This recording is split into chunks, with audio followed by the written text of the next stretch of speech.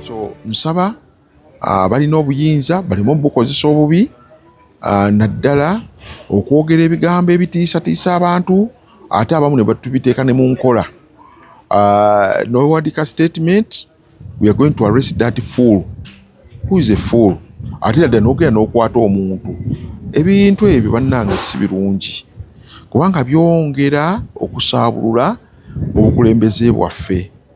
N'ekyo nno njagala abantu beekube mu kifuba beenenye abadde balowooza nti ofuna ekifo kyonna nakikozesa bubi. Abantu bakuwadde obuyinza, Katonda yabukuwadde.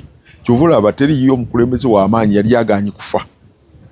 Guyinza okubeera kale abantu bayinza obutakusobola kujjako naye ofa, you die and you'll face the consequences of not actually using well what God has given you.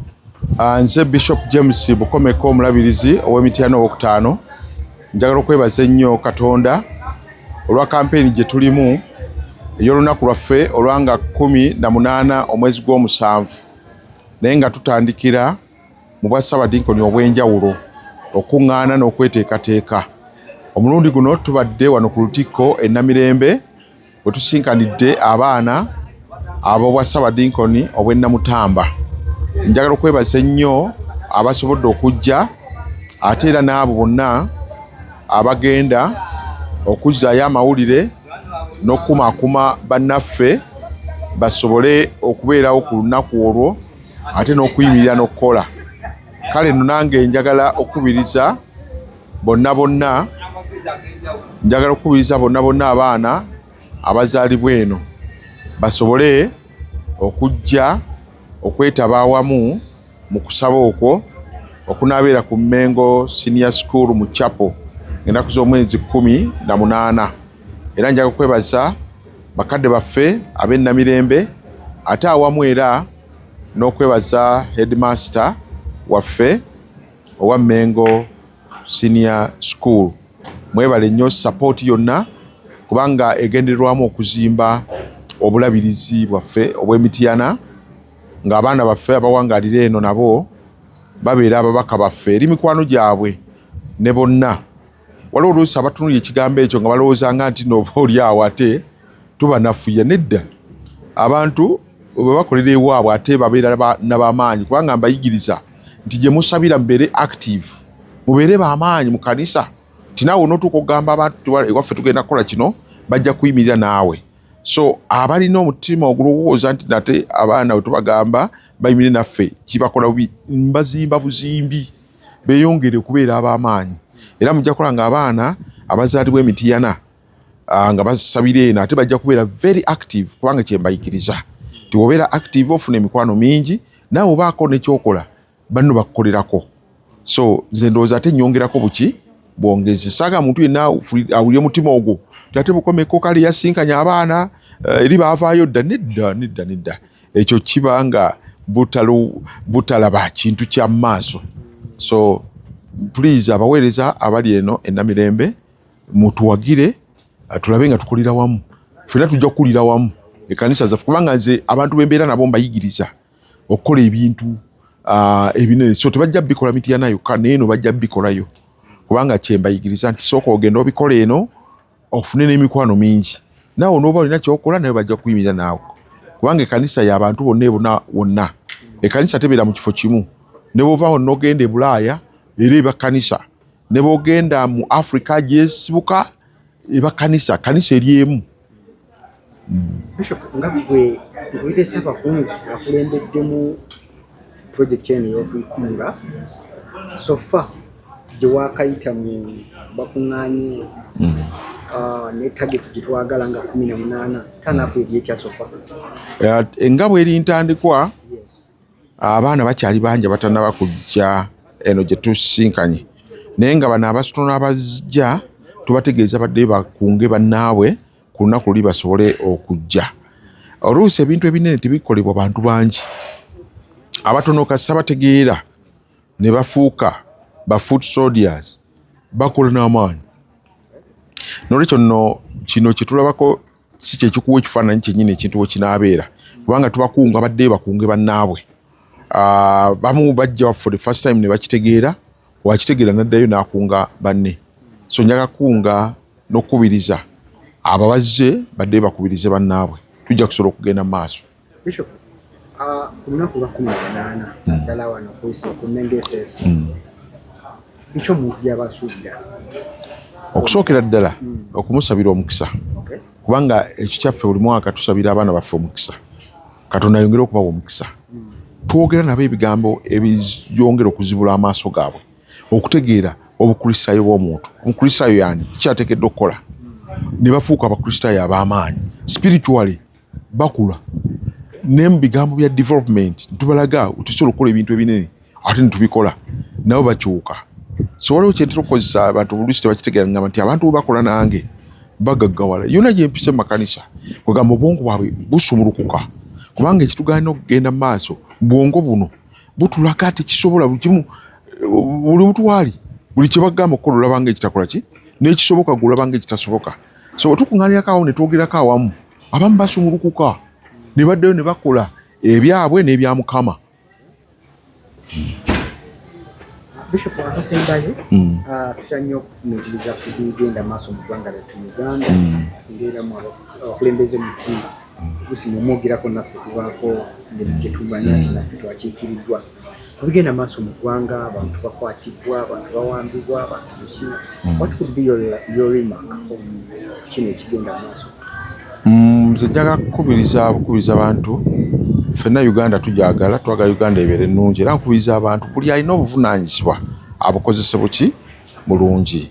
Abamu nga bakulembeze mu kanisa, mu ggwanga, abamu balondeddwa n'abamu nga tebalondeddwa naye nga bannayuganda. Tulina okukuuma eggwanga lino bulungi, ggwanga lyaffe, era buli muntu yenna aweereddwa obuvunaanyizibwa abukozese buki bulungi. Ekyo kyateekeddwa okukola akikole. Bwe tunaakola bwe tujja kuba n'ensi ennungi. Ate era twongere okumanya nti obukulembeze kubeera kuyitibwa, si ggwe weefudde naye Katonda baakuyise. So tukozese bulungi ebifo byaffe byonna bye tufunye. Bwe tunaabikozesa obubi Katonda anyiiga n'atuggyamu ku bukulembeze. N'olwekyo nsaba buli ayagala obukulembeze obulungi abukolerere, kubanga tukolerera Katonda. We are all God's ambassadors. Wonna Katonda wakutadde. You are there on behalf of God. You are a conduit through which Katonda mwayisa ki ekyo kyayagala okutuuka eri abantu be. Kati ate gwe onoofuuka buli kimu, then ojja kubanga tomanyi kuyitibwako. So we need to know that we are God's children. God is the one who puts us in those positions, and so whatever we do, we are doing it to serve our God. Now, what image are you giving if you are put in a position and you misuse it? You are abusing that calling God has given you. So I want to appeal to all of us whom God has called to serve in different capacities to use well our power, the positions where God has placed us. Let us use it to serve His people. Maffe yebazibwe, erinnya lyange nze Reverend Livingstone Lule Sekamatte olw'ekisa kya Katonda, Ssaabadiikoni w'e Namutamba. Mbalamusizzaako mwenna mu linnya lya Mukama waffe Yesu Kristo. Katonda waffe yeebazibwe olw'obukuumi n'obugabirizi bwonna bw'atuwadde ab'e Namutamba ng'obusaabadiikoni, ekkanisa obusumba 8, Namutamba, Ssekanyonyi, Busunju, Luteete, Bulera, Kiryokya, Kalangaalo ne Kyamusisi. Banne mbalamusizza nnyo mu linnya lya Mukama waffe.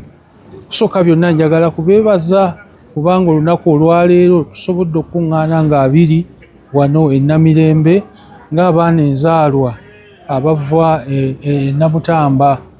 Njagala nnyo kwebaza coordinator waffe Engineer Peter Kibirango olw'enteekateeka ekoleddwa ne ba coordinators baffe abalala be tubadde nabo.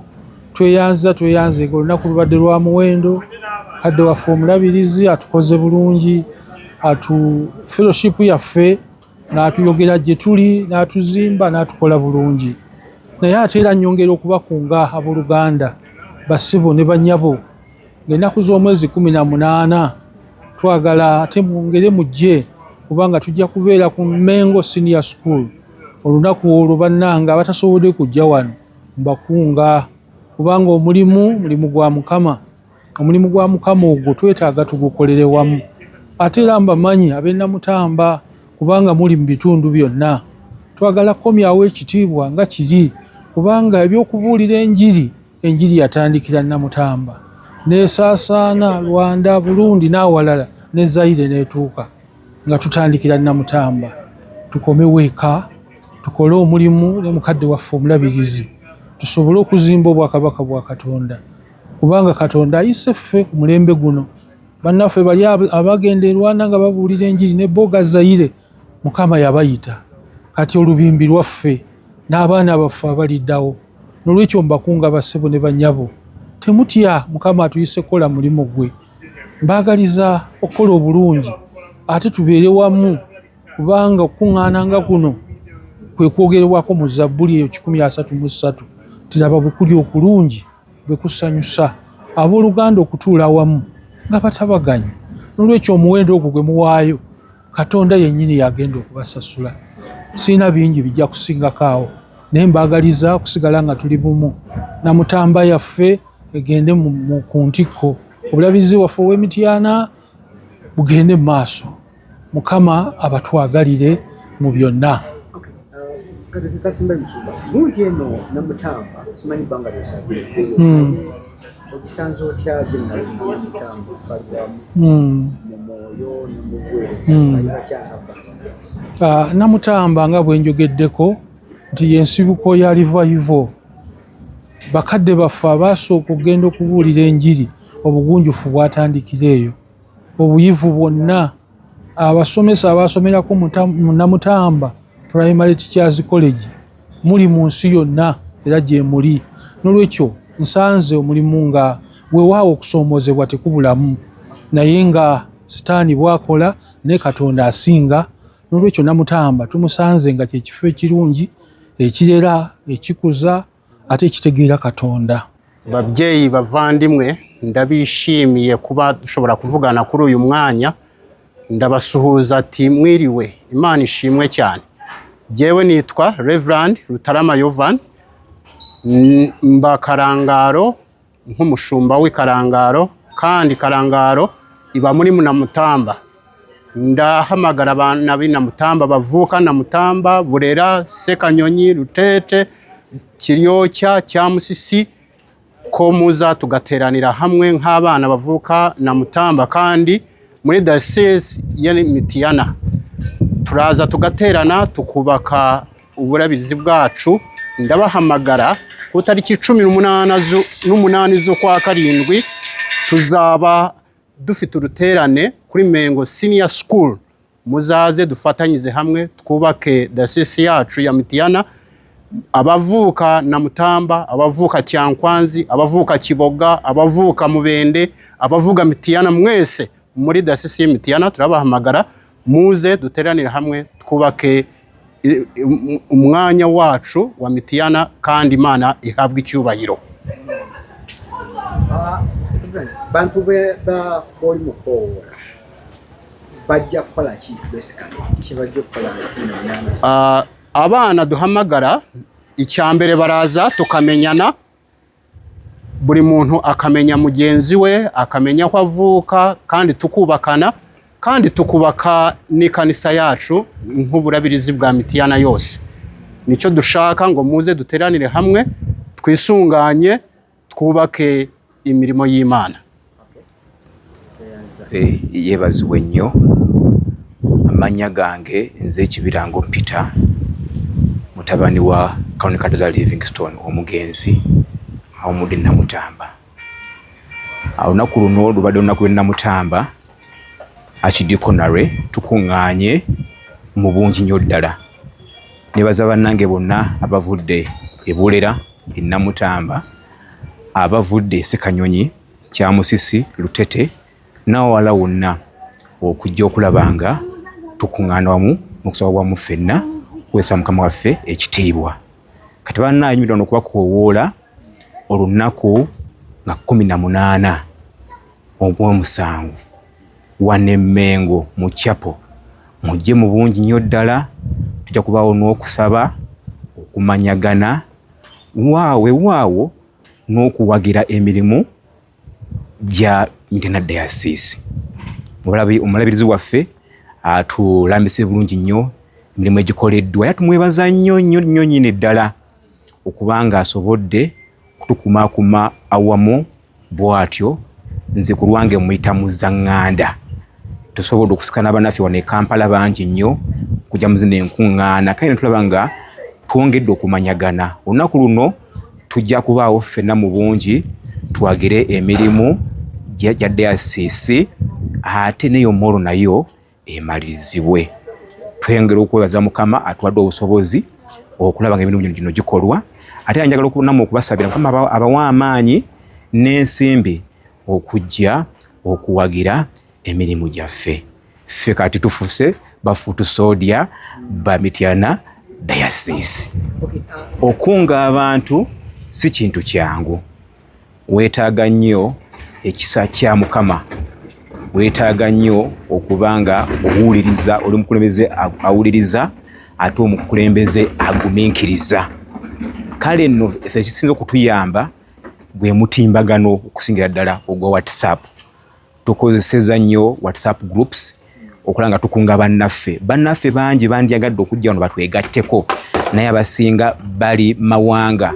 Tulina bannaffe abali e Dubai, tulina bannaffe abali mu America, tulina bannaffe abali mu South Africa, bangi nnyo basaasaanye tebasobodde kubaawo naye ate nga bageze batuweereza obubaka n'okutwongeramu amaanyi b'ekintu baakisiima era baakikola ki emitima gyabwe gyakikiriza. Kale nno nze mu kukunga abantu nkyalabye nti olina okwewaayo okulaba nga Mukama akukozesa. Mukama yeetaaga abantu b'akozesa naye akozesa abo abeetegese ate abeewaddeyo kulaba nga bamuweereza. Waliwo fomu ezigabiddwa fomu abangi zikubako amaaso tutandika okutya bamugamba atakisirinamu ezingi mu nkola esoboka oba ennyamba mukyandolinga atya fomu eno otukkiriza omulamwa gwayo. Foomu zino ze batuwadde solicit forms za kujjuzaamu kubanga kwetema eri okuwaayo kwaffe eri emirimu gya Mukama. Okusingira ddala nze enkola eyange ebadde nti ntuukira nnyo abantu abansemberedde immediate family.